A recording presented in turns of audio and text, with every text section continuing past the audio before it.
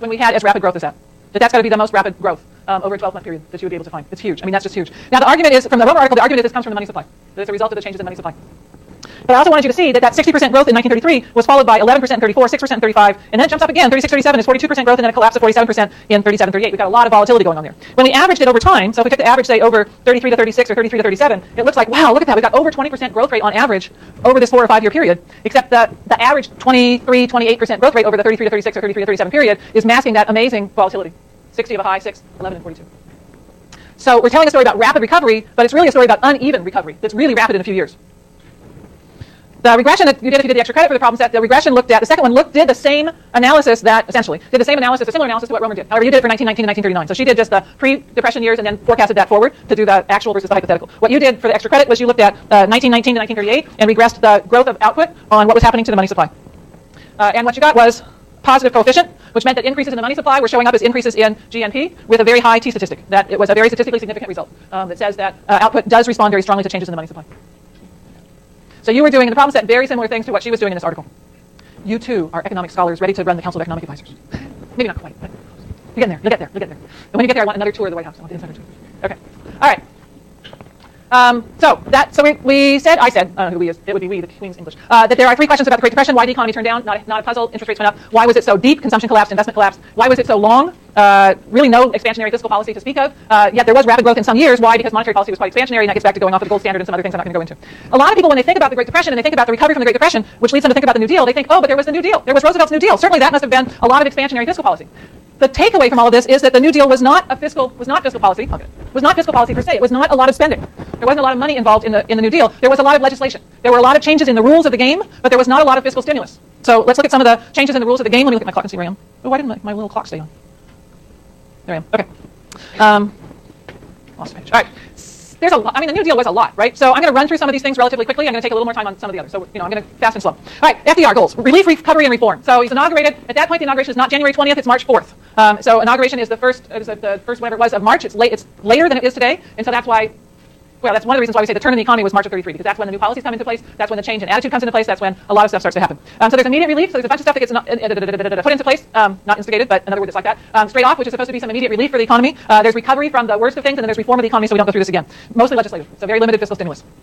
Banking and finance. Lots of this was in the realm of banking and finance. A lot of these changes in banking and finance we live with today. Some of these were repealed in the last 20 years, which may be part of the story of 2007. There was a bank holiday in March. I need these notes now for these things. Bank holiday March 6th. He declares it on March 6th of 1933, and then Congress passes an Emergency Banking Act on March 9th. And the banking holiday closes all the banks in the United States. So it says, very much like Cyprus, except there were no ATMs, right? Cyprus, they closed all the banks, but people could still take 100 euros out of the ATM. There's no ATMs. So the banks are all closed. And what Roosevelt announces is that the banks will be reopened once the government has certified that they are safe. And so there's this very rapid process of trying to certify a whole bunch of banks and get a lot of banks reopened within about a week, 10 days. Within about 10 days, half of the banks had been reopened, and that half of the banks held about 90% of the total deposits. So the larger banks are reopened. The banks, yes, it's only half, but the half that's reopened holds 90% of the deposits in the country. And they're certified as sound. And this process of saying, we're going to go through and make sure that this is a sound bank, that stops the contagion, which was leading to the illiquidity. So remember we talked about insolvency versus illiquidity? The illiquidity comes from the runs on the banks, the people panicking and going and trying to withdraw all their funds, and that came from a concern that their bank too might be insolvent. That is to say, have assets with a lower value than liabilities. So by closing all the banks, checking the books, saying, yep, these are good, that restored confidence, took away the fear that the reopened banks were actually insolvent, thereby takes away the need to do a run. The runs on the bank stop. It ends the financial chaos. Glass-Steagall Act is passed in 1933. The Glass-Steagall Act is a reaction to what had happened in 29, because in the 1920s, the banks had, as they are today, had the commercial banking and the investment banking and the stock brokering all under one roof. And so one of the things that had led to the problems with the banks was that the banks were not simply working in the public trust, holding on to your funds as a depositor, but were taking those funds and commingling them with a whole lot of other things and holding assets that were not simply loans in the traditional sense of banking, but were involved in the stock market and were so on and all this sort of stuff. And so the Glass-Steagall Act leads to the separation of commercial banks from their securities business, so that that you don't face the risk that your bank is going to take your deposit and put it into such a risky endeavor as the stock market. Let's not leave it there. I'll leave it there. Okay. Yes, big sigh. 1933 Banking Act. There are actually two banking acts. There's a 1933 Banking Act and a 1935 Bank Act. I don't care that you know which is in what, but I'll tell you anyway. The 1933 Banking Act prohibited the paying of interest on checking accounts. Another thing that they thought was part of the problem in the 1920s, that the banks were paying interest on people's checking account balances. This was running up the cost of being a bank. They thought this was part of the problem for the banks, and so they said, no, you can pay interest on savings accounts, you can't pay interest on checking accounts. That's a provision that was repealed in the last 20 years. The Banking Act of 33 also allowed for branch banking, so you didn't have to have just one office of the Bank of America. You could have an office of the Bank of America in many different cities in the same state. So there's still no interstate banking. The Bank of America was only in California. Wells Fargo was only in California. The Bank of Illinois was only in Illinois. So banks could not have branches in more than one state, but they could have branches in more than one city. This was thought to allow for diversification of the assets of the banks, so that the banks would not be caught having all of their assets in one town, where that town suffers an economic calamity that then devalues the assets of that bank, making that bank insolvent. So it's a diversification of asset story to allow for the branch banking. The Banking Act of 1933, they also removed the distinction between national and state banks in terms of the Federal Reserve. So before then, only national banks had been allowed to join the Federal Reserve, and now state banks could be part of the Federal Reserve as well. They established some temporary beginnings to the FDIC. So the FDIC is the Federal Deposit Insurance Corporation. That's actually established in 1935, but back in 1933, they start trying to set up this insurance so that depositors are insured against possible losses on their accounts. Bank Act of 1935 restructures the Fed. So it's 1935 is when we finally get a strong board of governors of the Fed that directs monetary policy for the whole system, and it's when we get the FOMC, the Federal Open Market Committee. So we didn't have that one monetary policy organizing body until 1935 with the Bank Act of 1935. Securities Exchange Commission is set up in 1934, regulates the whole capital markets and stock markets and all that good stuff. I'm not saying anything else. That's a strange sound. Two parts of the New Deal. I don't know where that came from. Two parts of the New Deal having to do with industry. The National Industrial Recovery Act, 1933. The National Recovery Administration, 1935. Ultimately ruled unconstitutional. So there's a lot of things get put into place, and there's a lot of question about executive branch powers versus legislative branch powers. Take it up in your poli-sci class. I don't care that you understand it, but there's a lot of this stuff that gets put into place that then gets repealed, and this is one piece. The NIRA and the NRA, these were about setting up industry codes. Fascinating stuff in the bowels of the library, probably now in the Richmond Annex, but where you can dig out and you can look at these national industrial codes that were set industry by industry by industry by industry in 33, 34, and 35. So this is how the firms in this industry should behave. There was also some price fixing, which was they did it for a couple of years. It was probably clearly unconstitutional when they started. It takes a little while, as we're finding out between now and June, for the Supreme Court to actually make decisions, even once they finally hear arguments. That was another big part of my break. We live in hope. Where was I going with this? So the price fixing, they have the price fixing for a couple of years. The Supreme Court eventually says, no, this is unconstitutional, you can't do this. And that ends the government saying, these are the prices that the various industries will set. There's great photos, I don't have one, I should. There were these blue eagles that people would put signs in their store windows that were the blue eagle signs that said that they were following the NRA. So it was supposed to give people confidence in those stores so they would shop in the stores that were being supportive of the president's policies. Agriculture. The Agricultural Adjustment Act of 1933, followed by the same name, Agricultural Adjustment Act of 1938. Why two with the same name? It's a constitutional thing. So they again had problems with overstepping bounds. The federal government was trying to regulate commerce within a state. The federal government can regulate commerce between states, but not within a state. States' rights, federal rights. Agriculture, these AAA acts, the goal of these was to increase farm prices. A lot of the idea was to restrict supply. It's good old supply and demand. So if you decrease the supply of a product, did I do it the right way? Yes, if you decrease the supply of a product, that's going to reduce that's going to raise the prices of those products. And so this is when we first start getting the policies by which the administration would pay farmers not to farm, or the federal government would buy produce so that it wouldn't go on market, all of which is to raise the market prices of the agricultural products.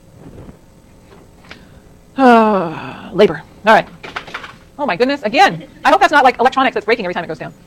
Oh, it's this water bottle. Yes. We have we don't have a family anymore. We had a family of like 10 or 11 water bottles up here. So, I know. If you lose one, there's always one over here. Umbrellas too. I haven't bought an umbrella in years. You should see, I have this old UMass sweatshirt that I use when I'm gardening. I mean, it's totally torn up now, but that's one of my, student left a sweatshirt, now I have a sweatshirt. Don't buy clothes, you don't have to buy umbrellas, you don't have to buy water bottles. Okay, labor. Federal Emergency Relief Act of 1933. So this is the part that a lot of people are very familiar with. It's the stuff that comes out about labor. It includes the Works Progress, or sometimes called the Works Projects Administration, the WPA. The WPA is responsible for a whole lot of stuff. The WPA, oh my gosh, I don't remember which buildings in Berkeley were built by the WPA. The WPA, I'll tell you this, the WPA built a lot of the animal cages at the San Francisco Zoo. So you go to where the old bear container, the old containers, yeah. The places where the bears are, not the nice new one with the grizzly bear, but all the others, those were built by the WPA. The elephant, the pachyderm house, that was built by the WPA. So a lot of those kinds of activities, lots and lots of city halls and like Albany Memorial Building, that sort of thing, all built by the WPA. The WPA hired writers. We've got a whole bunch of fabulous state-by-state tour books that tell you the history and the beauties of the various states in the United States that were all funded through the WPA. So they hired writers, they hired artists, they hired composers, they hired musicians to record symphonies, and just on and on and on and on. So this was work that was funded by the federal government but administered through state and local governments. PWA, Public Works Administration, is a similar program. The Civilian Conservation Corps, anybody who's done any hiking in any national park and a lot of state and regional parks has walked on a trail or across a footbridge that was built by the CCC. So you go to Yosemite and you walk across some stone bridge that looks like it's probably 80 years old. It probably is, and it was probably built as part of the CCC. The CCC was young men, ages 18 to 25. It was very much like being in an army camp. So they'd take these guys up and they'd house them in a camp. They had to send most of their wages back home to mom, so they were not given checks. They were asked, "What's your mother's address?" And $25 was sent to mom, and the rest was given to the worker, and the rest was like $8 a month. But we all benefit every day that we're out in nature from the work of the CCC. This is where there's a little bit of money. So Table 1 in today's handout, there we go. Table 1 in today's handout shows you some of the expenditures. So the Federal Emergency Relief Act, and a lot of these, again, are grants to states. It's federal money that's given to the states which administer it in programs that's described in the Fishback article. And the total amount that's used as work relief is about $10 billion, so 10,000 million or $10 billion. I'm going to show you some percentages in a few minutes. It's not very much money at all. There's not a lot going on in terms of expansionary fiscal policy. So where's the big money? The big money's here in the WPA. There's the CCC money, $2,600 for the CCC. So direct hiring of individuals to do these projects for the government. What else? National Labor Relations Act, also known as the Wagner Act. Whoops, wrong page. There we go. Glasses back on. National Labor Relations Act, the Wagner Act, is what authorizes collective bargaining. That's what gives us the right to be in a union. So if you worked for Safeway or Lucky's, at some point you might have been in a union. This Wagner Act is what gave you as a worker the right to be in a union. If you're a graduate student here, you're in the union, UAW. And what gives you the right to be in a union is the Wagner Act. So it authorizes the collective bargaining rights of workers and gives them the legal right to organize and bargain. And it establishes the National Labor Relations Board. Fair Labor Standards Act. Fair Labor Standards Act of 1938. This is when the minimum wage was established. So it's 1938 is when the minimum wage is established. In the handout, there's both the table, which is here, and also a chart I'm going to show you in just a minute. So the minimum wage is established in 1938. It's a 25-cent per hour minimum wage at the time. I did the calculations, which is the last column, to convert nominal into real, and I used $2,009 so that the nominal and real value for 2009 are the same. And I'll show you that the chart shows it better than the table. There's the chart. The other thing the Fair Labor Standards Act did was it established the maximum work week as 44 hours per week. That became a 40-hour work week in 1941. So the full-time is 40 hours per week. That comes from the federal government, starting with this Fair Labor Standards Act. So in 1938, they said full-time is 44 hours, and then in 1941, they said full-time is 40 hours per week. It used to be that full-time was 8 hours per day and 40 hours per week. And you got time and a half for overtime after 8 hours in a day, and of course then after 40 hours in a week. In the last 20 years, I forget when, they changed the law. So now the overtime does not kick in after 8 hours in a day. It only kicks in if you go over, I think, 40 hours in a week. So that's why people now work 4 10s instead of 5 8s. So my niece works Virgin Airlines, and they work either 4 10s or 3 12s. So they'll work 4 10-hour days, or sometimes she'll work like 3 12 or 13-hour days. Or they'll work a double, right? They'll have you work a double. So you're going to work not an 8-hour shift, but a 16-hour shift. A lot of the nurses, you go and you talk to the nurses are working a double. They're working a 16-hour shift. No longer is that time and a half for overtime. It depends on the union. But it's no longer federal law that says if you work a double, you get time and a half for everything after 8 hours. Now it's only after you get up to 40 hours in a week. So that protection had been there from part of the New Deal, was taken away at some point in the last 20 years. When these things happened, I don't remember. Okay, the picture. The bottom line is the nominal minimum wage, so that's the first column in the table, and then the red line is where I adjusted it for prices, and so you can see that, and the light blue bars there are recessions, which I just threw in to sort of mark time. So the peak real value of the minimum wage is here in the late 1960s. In the late 1960s, the real value of the minimum wage is between $8 and $10. Hasn't been that high since about 1980. As prices rise and the nominal value of the minimum wage has not changed, then of course the real value of the minimum wage declines, and then periodically they'll increase the minimum wage again, which is why you get these little jumps up periodically. So today, whoops, wrong button. Today the minimum wage is $7.25 in nominal terms, and that's a lower real minimum wage than was the case in 2009. It's a little better than it was earlier, but here we are. It's rolling like this. But this whole period from the mid-1950s to the early 1980s had a higher minimum wage than we have today. Okay. What else? Social Security Act. Social Security Act is passed in 1935. My mother gave me the memo, which I have to find. I have it. I can't remember where I have it. I think it's in my office. The memo that she got from her employer, explaining the Social Security Act when it was first passed and explaining how they were going to take these taxes out, and a little bit of politics in the memo from her employer. I think she was either with Caterpillar Tractors or Lucky Foods at that point. It was a local job working as a bookkeeper. Tax was first paid in 1936. First payment out was in 1940. What the Social Security Act does is it establishes the payments for old age survivors. So if you are a child under the age of 18 and you have a parent who dies, you get Social Security payments on a monthly basis, and also disability insurance. So Social Security is OASDI, old age, survivor, and disability insurance. It was never intended to be a pension plan. It was always a pay-as-you-go plan. So it was always that the taxes that would be collected in one year would be used to pay out the benefits in that year. So don't believe some of the rhetoric that you hear. Okay. Oh, goody. What's the so what of all this? All right, so one of the so whats. One of the so whats of all this comes from the work by Price Fishback and his co-authors.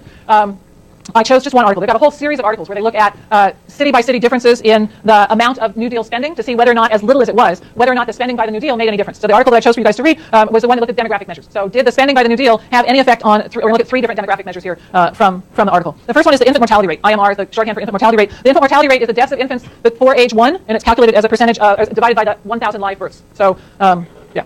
So for every 1,000 live births, how many of those babies die before they reach their first birthday?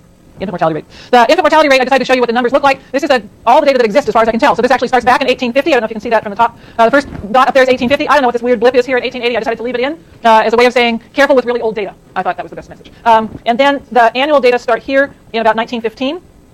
And here's, whoops, that's a straight line. There's 1930. There's 1940. So the trend in this period is a downward trend. The infant mortality rate is declining. So more babies are surviving. Yeah. Yes. Yeah. So almost a fourth of the babies born in 1850 would have died before their first birthday. Yeah. Although when we were looking at the antebellum stuff, we weren't looking at births. We were looking at completed families, right? Because we were looking at the number of children. I guess we had number of children 0 to 9, didn't we? So we had number of children 0 to 9 divided by the number of women, whatever ages they were. I forget what the age brackets were for the women. So it would have included the children at the time. Yeah. If they were still alive, it would have included some of them if they were still alive at the census. Yeah. Yes. So and then the declines to about 10% by 1915, and down here where are we? Low, 2%, 5%, 2%, I think today. First year of life is pretty treacherous still, but not as treacherous as it used to be. Yeah.